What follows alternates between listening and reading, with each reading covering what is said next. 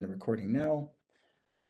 And if you experience any audio or visual issues that don't resolve themselves quickly throughout the course of the presentation, you may try logging out, logging back in. That usually helps resolve the problem. So hopefully we are able to work through it without any glitches. But if you do run into those issues, please give that a try, and that should work out. So once again, we are here to discuss attendance. So let's go ahead and begin. And we'll begin by taking a look at our current context across the state of California. This chart shows the current state of absenteeism in California through the end of the 23-24 school year, specifically the percent of students with chronic absences. We see here bar graphs for both pre and post-pandemic absence rates by the percent of students that have been chronically absent from the 17-18 school year through the 23-24 school year. And chronic absenteeism is any student who misses 10% or more of the school year. Absence rates were in the low teens prior to the pandemic. And then in the 2021 school year we were primarily online. Some schools returned to in-person learning that spring, but many were still offering online courses only, or there was a lot of flexibility in offering independent studies options. So in 21-22 and beyond, when all or a large majority of students began returning in person to instruction, is where we see the change in attendance since the pandemic, with rates more than twice than those we saw prior to COVID-19. Prior to the pandemic, we also had high schoolers who were a majority of the chronically absent students. Currently, kindergartners are the highest group in California, with approximately 26% of kindergarten students being chronically absent in 23-24, and that's just slightly above the percentage of high schoolers, which is in the 24-25% range currently. We also have seen an increase in absence rates across all demographics and subgroups of students. As we see here over the past 3 years, we are seeing a decline, moving closer to where we were pre-pandemic. So it is encouraging to see a downward trend, but we still have a ways to go. This chart shows a different perspective on the absence rates. This is the state of absenteeism by percent of schools that are experiencing high chronic absences, which are up to 29.9%, or extreme chronic absence, which is over 30%. As we can see here again, since the pandemic, absenteeism rates have been high in a little over half of our schools. Again, the positive trend is encouraging, but again, still some work to do. Here we see the absenteeism rates data from the California dashboard, and the San Jose Unified School District absenteeism rates for the 23-24 school year have improved by 3.2% compared to the 22-23 year. The previous year decline was less than 1%, so we've made some progress there, while the state of California has improved by 5.7% each year over the past 2 years. So now that we have a picture of the attendance landscape, we'll dive into why attendance is important, which I'm sure many of you are already aware. But our obligation as a school district is to educate students to the best of our ability. But to do that well, we need students to attend school regularly and to attend on time. California education law requires everyone between the ages of 6 and 18 years of age to attend school, except for students who have graduated from high school or who have completed a high school equivalency. Good attendance is linked to many positive outcomes. Studies have shown that students who attend school regularly are more likely to perform better academically because they're receiving consistent instruction, and they can also receive additional help when necessary. When students are in school regularly, and they have a better chance of higher academic performance, again, because they're receiving instruction, receiving extra help, which leads to higher graduation rates when those students reach 12th grade. Much longer term impacts include increased numbers of students enrolling in and graduating from post-secondary education institutions. Regular school attendance has also been correlated with higher employment rates and earnings in adulthood, and that has a lot to do with those great habits of attendance and punctuality that have been built over time. When employees demonstrate reliability, time management, responsibility, those are skills that are essential for success that many employers consider. Finally, research indicates that students who attend school regularly are also less likely to engage in delinquent or criminal behavior. This chart provides yet another perspective to consider when thinking about absences and their impact on student learning. We see here various percentages of positive attendance in column 1 and equates them with the number of missed school days in column 2 and approximate number of missed school weeks in column 3. And then finally, the approximate number of lessons missed in column 4. So if we look at row 1, which shows students attending 95% of the school year, which again, 95% is a high rate. It's equivalent to missing 9 days of school or 2 weeks or approximately 60 lessons. And the number of missed lessons is compounded the more missed school days there are. One note to keep in mind is that this chart represents the impacts on missed instruction for a standard schedule. So a student following a standard schedule, 5 to 6 lessons a day, this is what they may experience. When we factor in a student who receives extra academic interventions, either during, before, or after school, or a student with an IEP, or receiving any additional services, the missed time interferes with both the base instruction and all that additional help and services that are being provided. The same can occur with a student who may be participating in counseling. So missed time equals overall reduced opportunities for support. This is a snapshot of our attendance trends so far in the month of October. The line across the chart there represents the average number of absences per day, which so far this year is about 1,630 across all of our schools. Using the key, we see that the mustard color bars indicate days where absences were within a certain range below the average. Orange is where absences are within the average range, and then dark maroon indicate above average number of absences. So far this month, again, we've seen about half the time we're below the average, half the time we're at or above the average. And then one difference in the trend that we've seen prior to this school year, we've always seen Fridays and Mondays being well above the average. This year, while they're still above the average, they're not as high as they've been in past months or years. So in the month of October so far, we have seen the last 2 Mondays where we are seeing well above average numbers of absences. The Fridays have been at about the average, but typically those Fridays are also in the maroon. So one key takeaway here is that that's where we typically see most of our absences. The monitoring of attendance occurs in the following manner. Attendance is taken electronically every day. Teachers will usually take attendance at the start of the class day and within the first 30 minutes of the school day in elementary school. In middle and high schools, attendance is taken at the start of every class period. So they'll have attendance recorded 5, 6 times during the course of the day. When attendance has been uploaded, office staff will use our reporting and communication systems, usually Parent Square, to generate an automated message to families of absent students for whom no reason for absence has been received. The message is usually delivered before 12 p.m. for elementary schools and usually around 5 p.m. for middle and high schools. And the message will inform families of their child's absence at school or the class periods that were missed for secondary students. If you previously reported the absence for the student for the day, you shouldn't be receiving the automated message. But if you received the message and you had not reported an absence for that day, you do have up to 5 days to contact the school to submit the reason for absence so that it can be coded properly as either excused or unexcused. So some of the attendance terminology that you may have heard or may be familiar with is what we'll continue with now.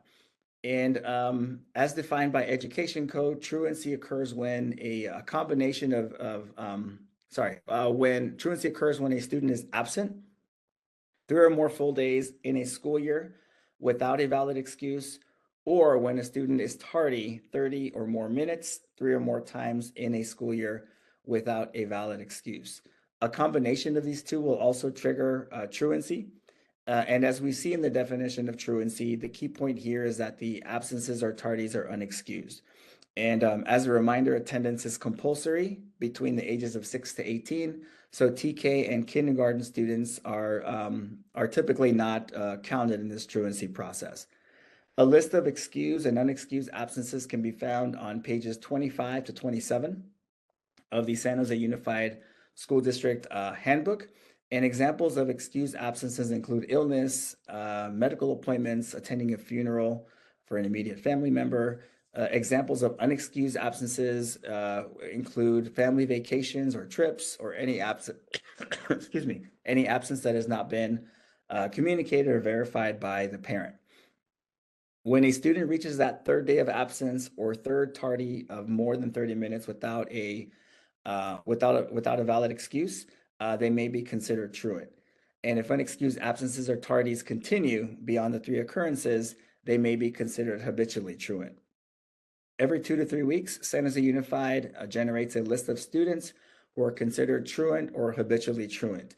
And parents or guardians will receive a truancy notification from the school district, which includes the number of absences leading to the truancy status, the dates when those absences or tardies occurred, and then there'll be some language from the education code with requirements for attendance, and then details about who to contact to correct any possible errors. If absences continue after the notice to parents or guardians, the student will continue to be considered habitually truant, and additional notices will be sent home. The most recent notices were sent home on the 10th of October, so that was just a little over a week ago. The second absence trend that we are looking closely at is that of chronic absenteeism. And this refers to a student, again, who has missed 10% of their enrolled days within a school year.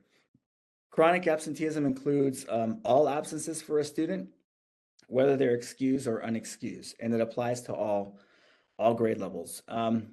So the reason that all absences are considered is that missed time, whether excused or not, is time that the student is not receiving instruction, not receiving extra help, and not receiving any specialized supports and services such as IEP related services.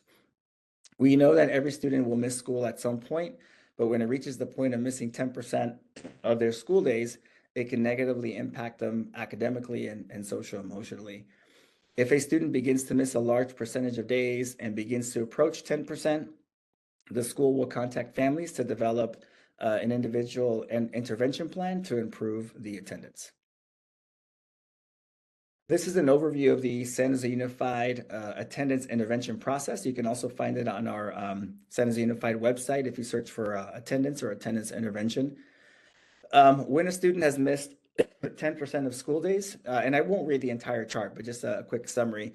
So when a student has missed 10% of school days, or when they receive that first truancy notification, or teachers or staff notice a declining attendance pattern, the intervention process might commence. The process has various steps and begins with outreach to the family, an invitation to to discuss the absences, providing information, and sharing of resources to help improve attendance. The attendance is then monitored with the goal of having the student attend school more regularly. If it does not improve, then the process continues moving forward. And each step brings with it an additional intervention, such as an attendance plan, a referral to a community agency, referral to a mediation meeting with the district attorney or the attendance review board for the district, and in the long term, possible legal consequences. Legal interventions for students may include counseling, community service, probation, or in extreme cases, placement in a juvenile detention facility. Legal intervention for parents may include fines, mandatory participation in parenting programs, community service, and in very severe cases, criminal charges. Several California laws in the California Education Code and Welfare and Institutions Code address truancy. And our goal is to provide resources and support to families to avoid getting to that point. Other potential outcomes of truancy besides those previously shared are, of course, the missed instruction, including interventions, supports, and services, and the missing social interaction and opportunities to establish positive peer relationships. These can lead to decreased academic performance, increased stress or anxiety due to academic struggles, and difficulty in establishing positive relationships with students or with their teachers. From there, it becomes a trickle-down effect where the student may continue to work from behind, and then we begin to see the negative impacts on, their achievement, on graduation down the road, dropout rates, and just an increased negative impact on future opportunities.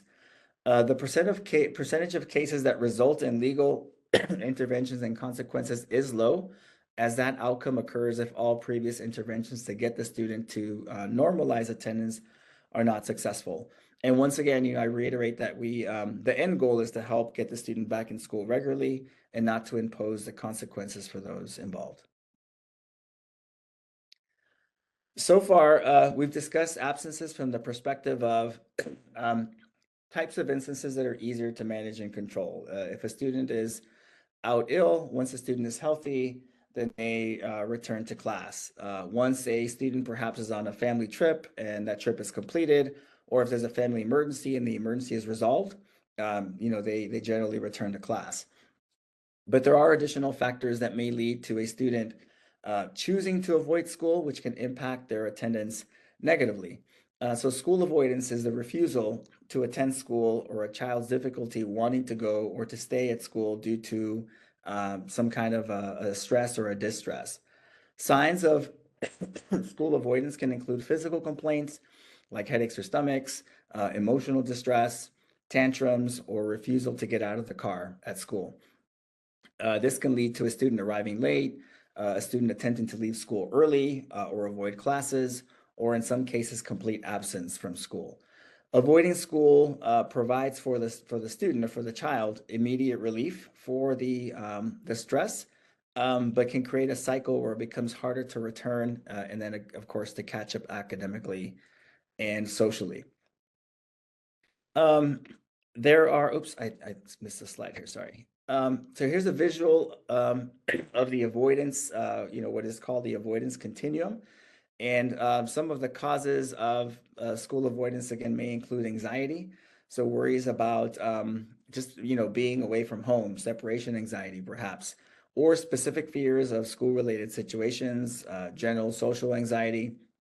It could be depression, emotional or social difficulties can sometimes manifest themselves as, refusing to go to school. Difficulties with academics in school, math or writing or reading, or perhaps executive functions like organization can make school feel overwhelming and challenging. Other social challenges such as bullying or feeling unable to relate to peers can lead to school avoidance. And then, other stressful events, a sudden, traumatic event, a death in the family, or a move to a new school, these can all trigger feelings that cause avoidance. The causes that lead to a functional response to avoid school or to escape from school to alleviate the distress or escape the situation, which sometimes we call the flight response. In some cases, youth may also find positive reinforcement in avoiding or escaping school, such as attention or other tangible rewards, which can make it a difficult pattern to break. So we're going to take a look at each function a little bit more closely, and then we'll look at some potential strategies or interventions. So the first function that we have here, and again, it's the same as we're showing on this chart. The first function is to avoid school. And this is most commonly, again, based on research found in youth ages 5 to 10. Um, Students that are seeking to avoid school may have a difficulty communicating specifically what it is that is making them feel right as if they don't want to go to school. It's not necessarily school itself, but something within school that is happening or within the school setting. The student may offer vague complaints, perhaps saying they're not feeling well, but not able to specify, is it, headache, stomach ache, cough, cold, etc., as to why they may not want to go to school. And again, their ability to not be specific makes it difficult for the parent to problem solve how to support the student. Um, but typically something at school is causing negative emotions that they, again, may not know how to communicate. It might be academic difficulties. It might be something, where a situation where they might have to present in class, maybe that's, sparking some anxiety.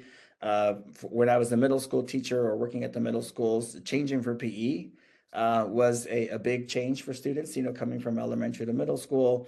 Having been at an elementary site, some of our younger students would get triggered when they heard the fire alarm, and that was a cause for stress for some of them. So there can definitely be a variety of things that are causing the student to feel this way. And again, the result of that is them wanting to avoid being in a setting where they might encounter those situations.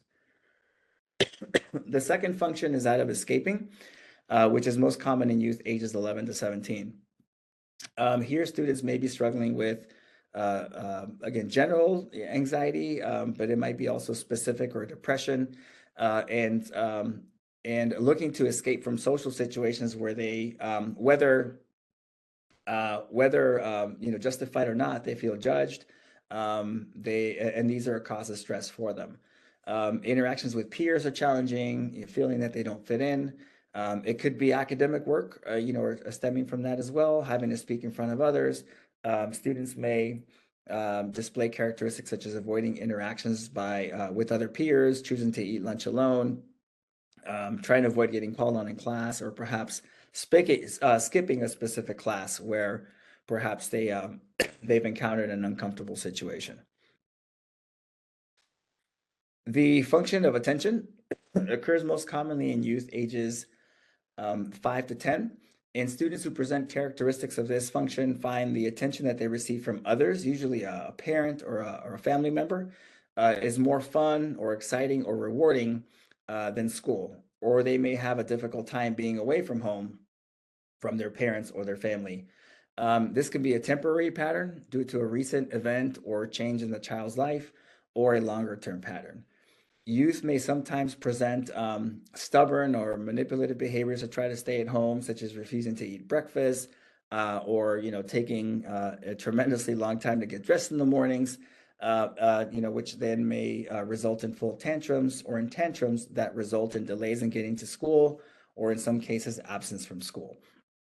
And again, the one thing to keep in mind is that students don't necessarily dislike school. In this particular case, they're more concerned about not being with their parents, or not getting that attention that they're seeking at that particular time. And the final function is that of obtaining tangible rewards, which most commonly occurs in ages 11 to 17. Characteristics here include finding other activities more rewarding than school, such as spending time with friends, with a boyfriend or girlfriend, sleeping late, perhaps video games or technology that they might have access to, outside of school. Students may skip classes, either half days or full days.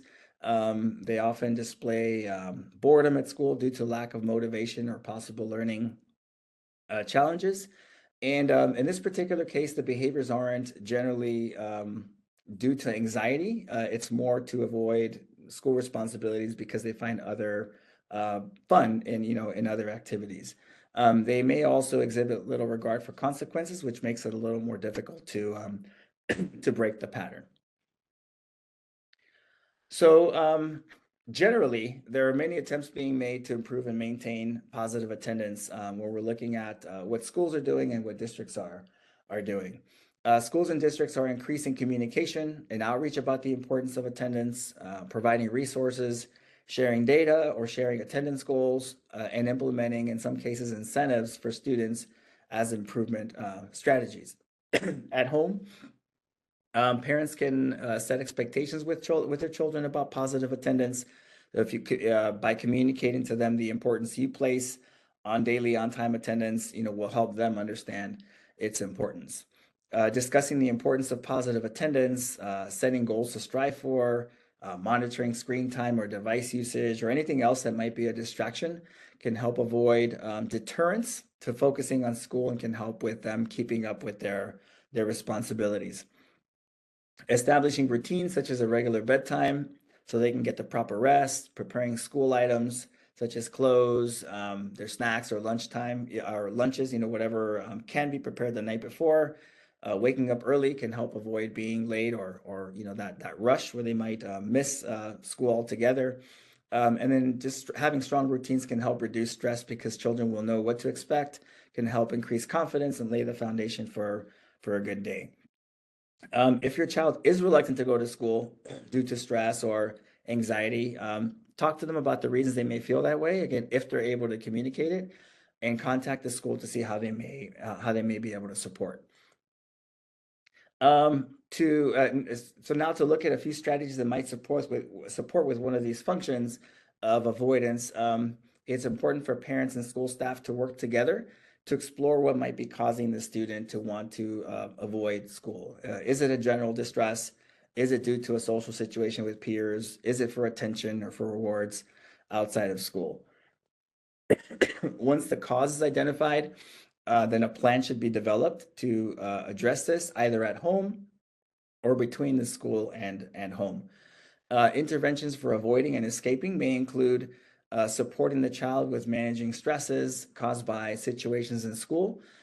For example, if the child is able to communicate, or if you as a parent or working together with the school, you're able to identify that there's a learning challenge, then providing additional academic supports might be something that helps the student feel more comfortable over time and less wanting to avoid school. If there's a particular social situation, negative interactions with peers, some type of bullying happening, that definitely should be communicated, and then that will require staff intervention and support. It might start with simple conflict resolution, or it might involve much more work with the students that are involved. It's also important to identify support people at school or in the community, both for yourself and for your youth. So, identifying which teacher or counselor, or principal to connect with regard to your concerns, and ensuring that your child also knows who they can connect with at school that can support them with that. In the community, there might be medical professionals or someone else that might be able to support you and the student in developing a plan for how your youth can access supports, whether it's in school or out of school counseling, groups for coping skills. Again, if there's a general anxiety that the student is working through, opportunities to check in with staff throughout the course of the day to help them, talk through or work through any negative feelings or emotions. It's also important for parents and staff to validate the student's experience, assist them with the skills to problem solve or to regulate their emotions. And then, of course, if they are missing portions of the day, arriving late, missing full days, as that begins to improve, providing positive recognition for decreases in the unwanted, behaviors, and when necessary, allow the student to experience the natural consequences of the behavior too. So I think we, many times want to shelter them from experiencing a negative consequence. Obviously, not something that is unsafe, but sometimes, that might help the student realize that the avoidance behavior is leading to unwanted consequences. So then that might help break that pattern as well, or support towards breaking the pattern. Interventions for youth seeking attention might include definitely avoiding bribes and negotiating, as this could lead to a learned behavior where everything requires making a deal or receiving something for an expected behavior. A focus on positive behavior, celebrating small wins, to begin, and then ignoring the negative behavior that may be presented when a child is, trying to get you to leave them at home, or notices that a certain behavior, causes a delay in getting to school. Focusing on the positives, celebrating, oh, thank you for finishing your breakfast on time. Thanks for getting ready on time. Now we're going to be on time for school, can help them get that positive attention for the positive behavior. Once again, instituting a solid before school routine, or a before going to bed routine, so that days are more structured, things are more predictable, and then they're better prepared for the day. And then establishing rewards and consequences for meeting or not meeting expectations. And again, reiterating that positive attention for positive outcomes. So when the student is able to get to school on time, to after having missed a day or two because of a again, not wanting to go to school and they're back, again, celebrating that and recognizing that as they're able to return to school. Interventions for tangible rewards. In the research that I was doing and preparing for this, is one of the more challenging because it's difficult for the school to provide immediate rewards that compete with the rewards that youth may be seeking outside of school. For example, if a student is missing school, parents are at work, and they have a gaming system at home, it's hard for the school to provide something that will immediately compete with that. And it requires a lot of collaboration between the parent, the school, and the youth themselves. So intervention should focus on helping the youth understand the importance of school, and on helping the youth develop a connection to school, either through an interest, a club, or a sport. In some cases, it may be also an option to establish a family-based agreement or a contract to formalize the expectations and privileges that may be earned or returned with a desired behavior of attending school regularly. And it's important to develop contracts with the child's input so that they feel some ownership. If it's only created by someone else, it's hard for them to buy in. Where needed, again, it's always recommended to seek additional personalized support, whether it's through school or out of school counseling, perhaps a mentor, again, academic assistance, or support of medical professionals if that's something that you deem necessary. Some of the suggestions for parents and caregivers, again, recommendations for working through working through this are to have a positive relationship, open communication with your children. You can more easily determine causes, identify interventions when you know more about what is happening. What is it that's making them feel this way? What's getting in the way? Hopefully, they're able to communicate that, and you're able to help them problem solve it or seek the support necessary. And it's also important to help students, as early an age as possible to develop the positive attendance habits, and then to be clear and consistent with expectations around it. For students with whom attention or rewards, is what they're seeking. It's recommended to make home at least, during the course of the time when the student should be at school, make it quote unquote boring. So, no access to cell phones or technology, video games, etc. Whatever it is that is, um,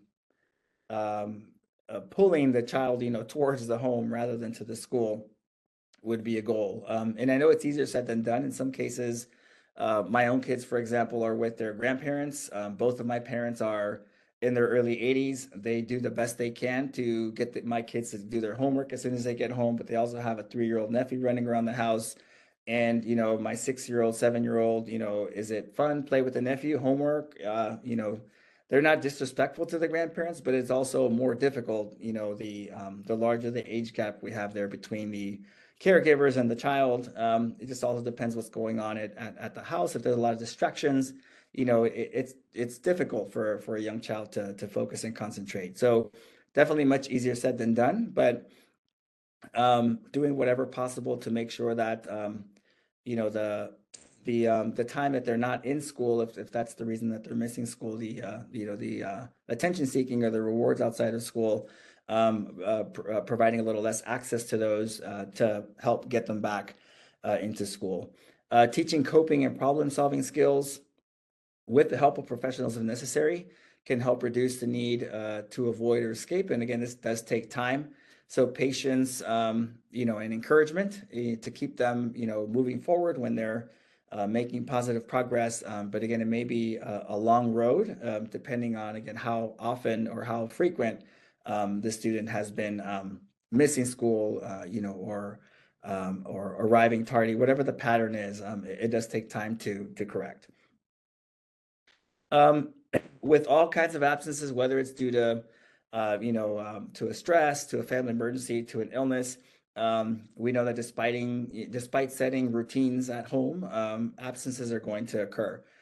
We emphasized, and we know that, so we do emphasize to families that communication is very important. So if you know your child will be absent, report it as soon as possible to avoid compiling unexcused absences. You can always inform the school ahead of time if you know of an upcoming situation that will result in their absence, whether it's a single or day or multiple day.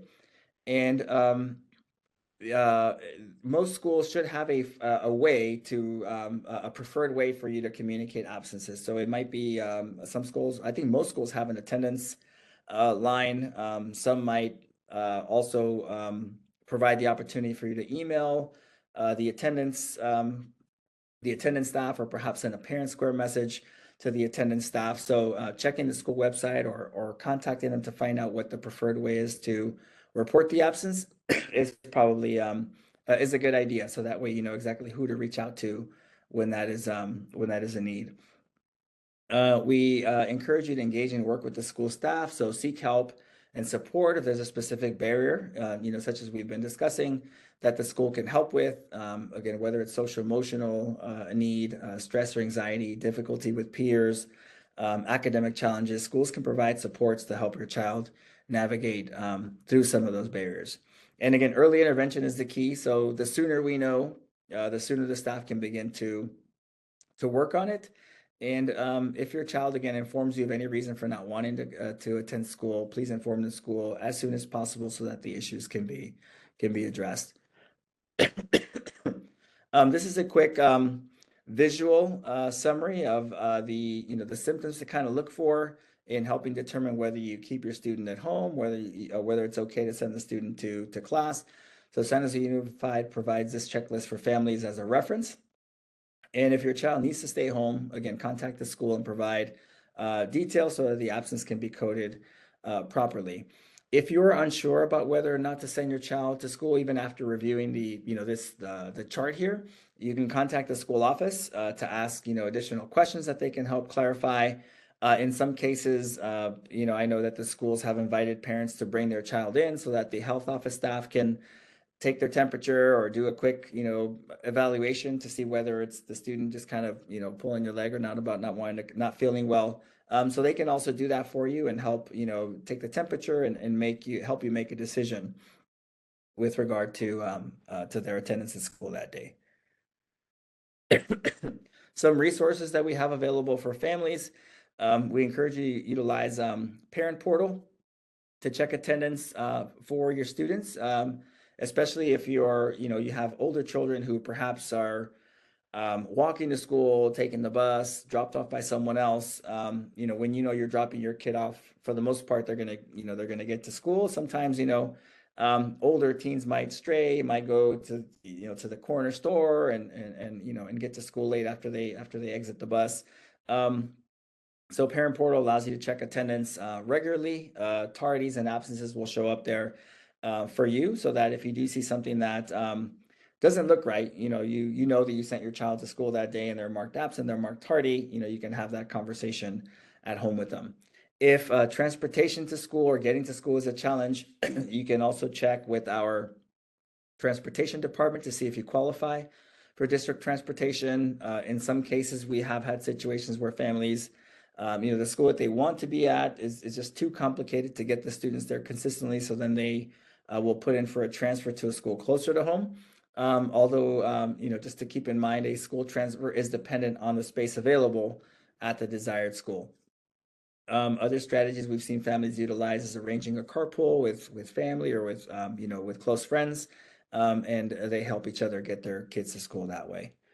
Once again, you're reiterating the fact that we do have counseling available at our schools to support students with any social emotional needs that might arise that may be getting in the way of them getting to school. And our McKinney-Vento office can support families that are struggling with housing needs and can provide materials for resources and families so that they can attend school regularly. Not listed here, but I also want to mention we have a San Jose Unified community resources list available on our website. If you visit our website and type in community resource list in the search bar, you'll find the link to the list for local organizations who can help address needs that may be that can support your family, such as housing, food, and a plethora of other resources available there to support anything that might be making it difficult to get the child to school on a regular basis. Also before we, we're approaching the end here, but before we close, we are partnering with Parent Guidance. We've been working with them for a few years now. It's one of our partner agencies that offers webinars throughout the course of the year. They are offering a webinar specifically focused on school avoidance on October 30th. They're offering it at 4 and 6 p.m., both English and Spanish at each of the listed times there. And the webinar is focused on just additional strategies for communication, how to talk with your child to kind of draw out, what might be getting in the way, what might be leading to them not wanting to attend school, and it's a way to better understand, why they're reluctant or refusing to go to school for any reason. So you can visit the link there to visit the website or the web page for Parent Guidance that lists all of the webinars. Besides this webinar, you can also view the extensive library of mental health webinars that they have available throughout the course of the year. They're all free for San Jose Unified families. So if you can't catch one of the webinars live, you can also view recordings. I believe they have recordings of all of their webinars posted, and they are available. The recordings are available in 5 languages other than English, subtitled, and also audio. So they are accessible in languages other than English. I believe in a day or two we have a parent square going out with this information with the direct links to registration. So you can definitely wait for that if you'd like, or you can explore the website listed here. So here's a recap of the points that we covered today. Once again, schools are working hard to reduce the percentage of absences so that children can receive instruction and the support that they need, and working together with our families. We definitely are looking forward to reaching that goal. It's been a long road against, returning from the pandemic, but we hope that working together, we can all be part of helping, your children, our schools, and the district in reducing absences, because in the end, the students are those that will benefit the most. I'm going to quickly take a look at the chat to see what might be there. All right, so there's a question about how to request a leave. You can contact the school. Several years back, there was a process for requesting like a short-term absence contract. I believe that's what they called it. So contact your school. It's the policy around that has changed a little bit. So I would contact the school to find out if that's an option for your student, and then they can let you know what they might be able to do to support. Um, there's a question about what to do if a student is marked tardy when he is arriving at the door 2 or 3 seconds after the class has started. I would, begin by reaching out to the classroom teacher. So technically, the way the schools view attendance is that if a student is with the teacher at the time of the the bell ringing, then they're considered on time. If the student is arriving at the door after the class is already inside, and again, if they're the class inside with the teacher and they're arriving after the bell, technically, again, per code, it's considered an absence. Here and there, I know that teachers might give a little bit of leeway. It just really, I would encourage you to contact the teacher, and depending on what response you get from the teacher, if you're not satisfied with it, contacting the principal, their attendance office, communicating with them to find out what exactly how they handle those types of situations. Excuse me. Question about if a student was sick and the school nurse, so if a student was sick, nurse called and communicated the student needed to go home. So that should be an excused absence. So if the student if a student was in school and attendance was taken, they're technically there. If they're sent home, that's coded differently than an absence. So I would, again, make sure you have the date in question, contact the school to try to have that corrected. Another question about calling the school with a trip for a family reunion. It triggered a truancy letter. I can try to look up during in the next couple minutes here the number for our attendance coordinator. So if it was a year ago, I don't know that the school can go back and correct it, but I can give you the contact for our district attendance coordinator or attendance improvement coordinator, who may be able to answer your question a little better. I'm not sure what the response there might be. So the truancy letters typically are notifications, notifications just to let the family know that the student has missed 3 days or has been absent 30, tardy 30 plus minutes, or a combination of the two.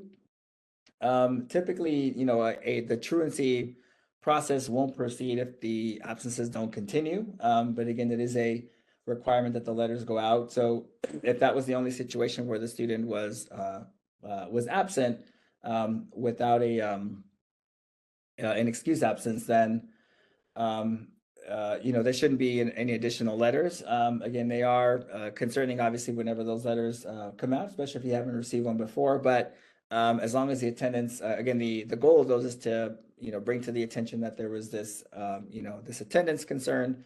And as long as the attendances, the absences don't continue, then the student should be fine. All right. So a couple other questions here about absences, coding, whether excused or not. So again, I would encourage that communication. If a student has medical condition, wearing an orthopedic boot certainly qualifies as that. Providing that medical documentation to the school, and then ensuring that the school is that you and the school are communicating about those dates where he may have been marked unexcused, so they can correct us to excuse. Again, if there's a medical note for it, they should be marked excused. Another question about promotion or moving on to the next grade in attendance. So attendance generally won't. So technically speaking, attendance is not considered for as a barrier to promotion to the next grade, unless it's significant enough or impactful enough that it's impacting the student learning, or the student developing the social skills that are required to move on to the next grade. So again, there have been students who have missed time who still move forward. So it's not a barrier to moving onto the next grade. So it is possible for a student to miss time and still be moved on to the next grade. Again, what we're hoping is that the attendance isn't impacting their instruction and their academic progress. Let's see, what else do we have here? If there's a truancy for health-related issues, again, definitely contact the school. Or if you're not getting a satisfactory answer, or the school isn't provide, whatever the case might be, if you feel you're not getting very far in communicating with the school, or they feel that the concern has to be raised to perhaps our district health office. You can definitely contact us at 535-6000, and they can connect you there. But I would always begin with the school setting, because they have access to the day-to-day attendance. And then if needed, if it's health related, typically it should be, again, an excused absence. If there's medical documentation for it, then that definitely helps. There's a question about Broadway and Liberty. They do accept students mid-semester. I would look up their information on the district website, because again, they'd be better able to answer your questions and eligibility and criteria. So look up the San Jose Unified School District website. There's a directory for schools. Reach out to those two schools, and they'll be able to better explain their process for enrollment. There's a question about home hospital. I would begin by contacting the school nurse at your school, who can better explain that process. Typically, it's for a student who is temporarily, may temporarily need to miss school due to a temporary medical condition. So it might be surgery. Typically, it's not a long term. But I don't recall the exact time frame within which that the medical situation is resolved. So I would start with your school nurse, and they should be able to answer that question for you, or direct you to our district nurse, who can answer questions about home hospital. And then the final question is, if you're planning for an extended absence and the school has no options, are there any alternate options or is it unexcused?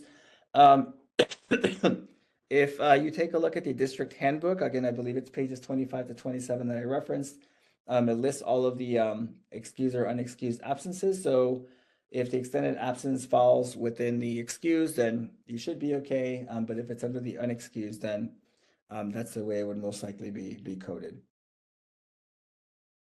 All right, and I think those are all the questions that I see here. I'm also, I think, just about to lose my voice, so I'm going to go ahead and close this out for this evening. I want to thank you again for joining in. If you have specific questions about your child's attendance, again, contact the school.